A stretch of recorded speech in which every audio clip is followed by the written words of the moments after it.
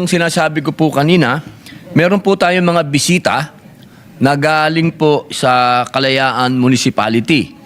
Ito po ay sa loob po ng matatawag nating isang buwan, sila po ang laman ng hindi lamang po dito sa ating plenaryo, kundi ng headline.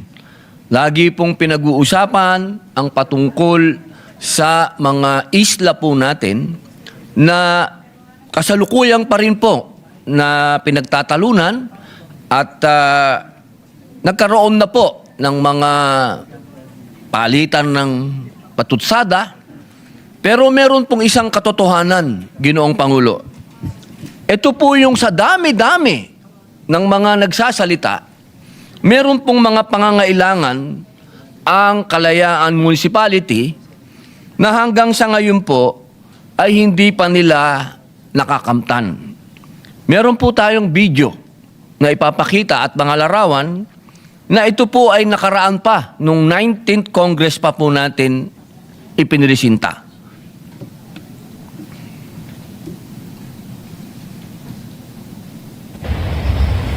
Yan po yung epekto ng napakalakas na bagyo sa kanila. Ito po yung nagkagutay-gutay ang kanilang paaralan at nagkagutay-gutay na munisipyo. Yan po, makikita po natin halos wala na pong natira.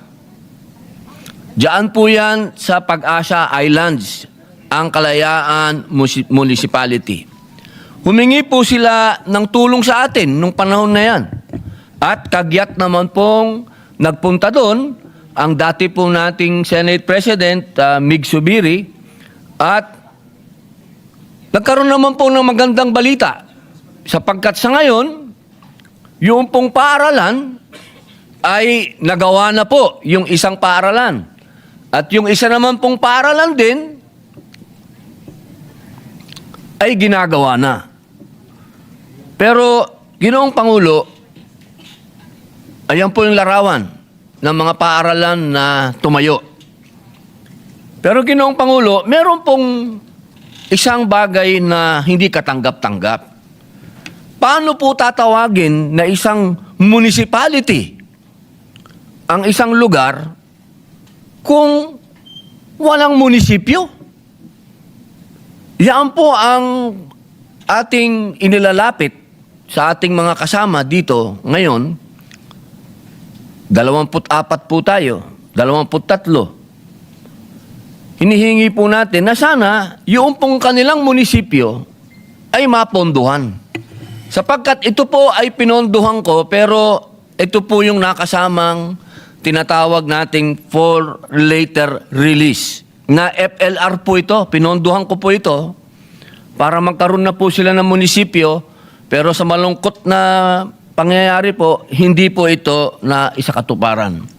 Kaya hinihingi ko po sa aking mga kasama na sana po ay makita nyo po ito at mabakapan nyo po ako kasi hindi ako sigurado kung ako'y mabibigyan uli ng pondo. Pero yung mga ibang kasama natin, alam ko mabibigyan po kayo ng pondo, sana po bigyan nyo po sila ng munisipyo. Dahil isa pong katawa-tawa na nag-aaway-away tayo minsan dito, nagpapalitan tayo ng mga salita. Pero yung isla na pinagmumulan ng ating hidwaan at palitan ng salita, wala po silang munisipyo. Kaya, mga mahal kong kababayan, kung gusto po natin talagang ipaglaban at sabihin natin atin ito, bigyan natin sila ng munisipyo. Para po sila, yung mga bisita po natin, ng mga local government po doon, sila pong mga lumalaban talaga. Sila pong araw-araw na nasa peligro ang buhay at pinaglalaban ng ating seguridad, ay magkaroon po sila ng munisipyo. Yun po ang aking unang manifestasyon, mahal na Ginoong Pangulo. Pangalawa po,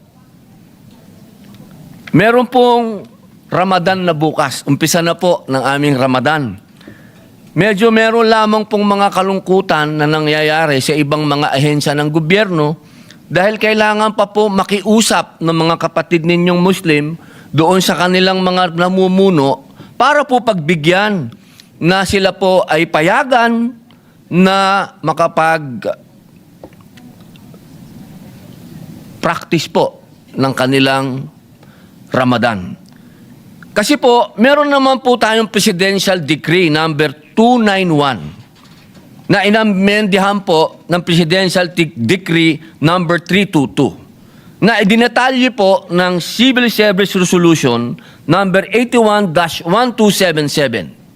Malinaw po na sa panahon ng Ramadan, ang oras ng trabaho po ng mga Muslim employees ay mula 7:30 ng umaga hanggang alas 3:30 ng hapon, wala pong noon break. At ang 2 oras na diferensya ay hindi itinuturing na undertime. Ito po ay umiiral na pong batas. Mahirap pong sabihin na pakiusap ito dahil batas na ito, pero nakikiusap na po ako. Na sana po yung mga ibang ahensya ng gobyerno, huwag nyo na pong antayin na makiusap pa sa inyo yung mga kapatid ninyong Muslim. Dahil meron naman pong batas. Sana po, implement na lang po natin. Huwag nyo naman pong magmukha pa kaming kawawa doon na magpapapirma pa doon. Yun lamang po, mahal na Ginoong Pangulo, maraming salamat po. Majority Leader. Yes, Mr. President, our Deputy Majority Leader, Senator Risa Ontiveros, is seeking the floor. I move that she be Senator recognized. Risa Ontiveros recognized. Salamat po, Mr. President. Mari po bang makapagtanong sa Ginoo mula sa Nueva Ecija? Opo, mahal na kasama. Opo. Mr. President, meron po bang ma-identify ang mabuting Ginoo ng mga ahensya na nire-require pa na maghain ng written request, yung mga kawani na Muslim? Actually, tungkol marami po paggunita sa bukas? local government. Opo, marami po talaga na sana. Kasi ma'am, ang hirap na nung nakikiusap ka pa, may batas naman. Oo, sana po sila na po yung magbigay ng order.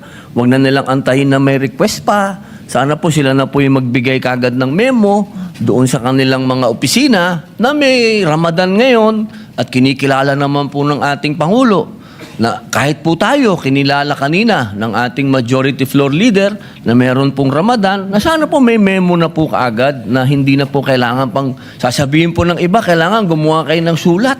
Yun naman po, parang nag-aksaya pa tayo ng papel. Sayang lamang po, Mr. President, na napakaiksi na ng panahon ng Senado para makapagkilo sana sa concern na ito. Dahil bukas na po ang simula ng Ramadan. Pero siguro sa rekomendasyon o gabay ng good gentleman, pwede nyo pong payuhan tayo kung paano pwedeng magpahayag sa lahat ng LGUs o lahat pati ng national government agencies. Paalala na may batas na nga po tungkol dito at hindi na kailangan ang mga kawani o official nila pa ay humingi ng permiso. Pero proactively, yung bawat ahensya na rin at LGU ay mag-observe po nito. The appeal should be addressed to the Department of Interior and local government. Thank you, Mr. President. It not be a Senate resolution which is not possible anymore. Too late. But DILG request, I suppose a letter to the DILG to remind them of that would be good enough. Maraming salamat, Mr. President, para sa Parang payo. DILG ang magpapaalala sa mga LGU. Opo. If the good gentleman ay pwedeng pamunuan tayo sa pagsunod sa payo ng Senate President, isa na po ako na Pipirma. susuporta at pipirma. Opo, Salamat po, Mr. napakagandang President, mungkahi po. at sa mabuting Opo. Ginoo. Maraming salamat po, Ginang Senadora, at sa atin pong Ginoong Tagapangulo. Senator Sherwin Gatchalian is recognized. Thank you. Thank you, Mr. President. Mr. President, nakita ko ho kanina yung picture ng munisipyo yata yun ng Kalayaan. Ano po, munisipyo po, tsaka po paaralan na mahal na kapatid. Ito po yung nakaraang, nung 19th Congress po natin, kung naalala nyo po, pinakita ko po yan, nung dumaan na bagyo, wala po talagang natira sa paaralan nila, pati po yung munisipyo nila, wala po talagang natira. Bukod sa munisipyo at paaralan, ano pa ho yung mga Na-damage. basic infrastructure na damage ho doon sa... Yung mga bahay po, ng ating mga magigiting ng mga tiga Kalayaan Island na kahit ano pong mangyari, hindi umaalis doon, nasira din po yun. Pero siyempre po, yun po ay napagtulong-tulungan na po nung local government. yung mga local government? Andito po yung Vice Mayor. Ito ba yung mga na persona ng grata? Sila po yung Kalayaan 16. Ano kayo opo. ba yon? Yung mga na persona ng grata ng Chinese Embassy? Kaya po nakikiusap po sana ako na matulungan po natin sila dahil talagang nagkakaroon po tayo ng pagtatalo dito pero wala po silang munisipyo. Actually, papasalamat po ako kay Senator Robin dahil alam ko ho, binuksan nyo ito hindi lang isang beses, maraming beses. Opo. Para po mapaalala po sa ating mga senador kung yung mga basic facilities, no? Eskwelahan, Opo. basic ho yan. Munisipyo, basic rin ho yan. Opo. Health center po sana. Health center, Opo. mga health facilities, basic at ito yung pinupuntahan ng tao araw-araw eh. Opo. Lalo na mga eskwelahan. Kanina pinag-uusapan ho natin, education, autism, pero kung wala hong pasilidad, paano tayo magbibigay ng serbisyo sa mga kababayan natin doon. Kaya po, Senator Robin, hingi po ako ng listahan through the local government. Pakisubmit po sa Committee on Finance at pagtutulungan ho namin ni Senator Robin, ni Senator JV, ni Senator Bongo, ni Senator Risa Ontiveros ng ating Senate President. Pagtutulungan ho natin yan para po makumpuni, ma-repair po yung mga basic facilities doon po sa Kalayaan Island. Hindi lang po yung sinabi nyo frontliner, hindi lang sila frontliner pero trabaho rin ho natin na masigurado na itong mga basic facilities ay laging nasa ayos. No? Hindi naman pwede ho yung bata papasok walang bubong, hindi ho sila makakapag-aral ho doon. Opo. So maraming salamat Senator Robin sa iyong manifestasyon. Maraming salamat po, Senator Win. Mr. President, Senator Ontiveros Senator against Sigrid. Ontiveros, Risa Ontiveros is recognized. Salamat po, Mr. President. Maikling dagdag na lamang po dun sa manifestasyon ng Mabuting Ginoo na talagang salamat din kay Senator Sherwin, binanggit nila yung presensya ng mga local government officials ng Kalayaan dahil alam din ito ni Senator Robin, ilang taon na silang nakikipag-ugnayan pati sa atin. Tuwing may mangyaring kaganapan sa kanilang lugar, nagre-reach out talaga sila.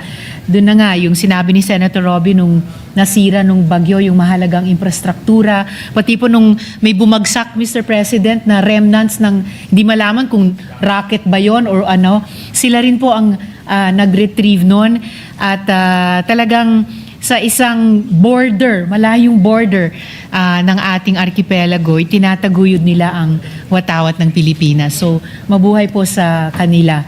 At gaya ni sinabi ni na Majority Leader at Senate President kanina, welcome po sa Senado at karangalan po naming lahat na makasama kayo ngayong araw. Salamat po, Mr. President. Thank you. Majority Leader. Mr. President, I move that the first manifestation of Senator Padilla be referred to the Committee on Finance and the second manifestation be referred to the Committee on Civil Service, Government Organization, and Professional Regulation. All right, the issue on the funds that were not released is referred to the Committee on Finance. And the issue of the second issue, which is Ramadan. the